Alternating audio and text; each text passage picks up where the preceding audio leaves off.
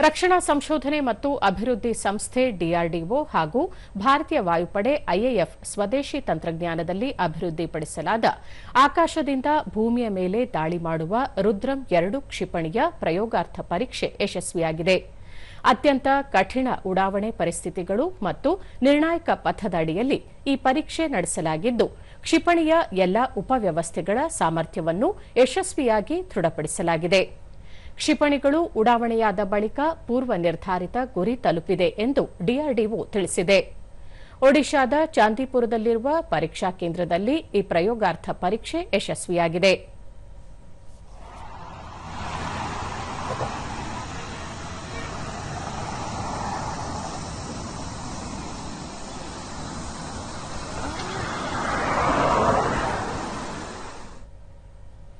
ರಕ್ಷಣಾ ಸಚಿವ ರಾಜನಾಥ್ ಸಿಂಗ್, ಡಿಆರ್ಡಿಒ ಹಾಗೂ ಭಾರತೀಯ ವಾಯುಪಡೆ ಸೇರಿದಂತೆ ಈ ಕಾರ್ಯದಲ್ಲಿ ಪಾಲ್ಗೊಂಡಿದ್ದ ವಿಜ್ಞಾನಿಗಳನ್ನು ಅಭಿನಂದಿಸಿದ್ದಾರೆ.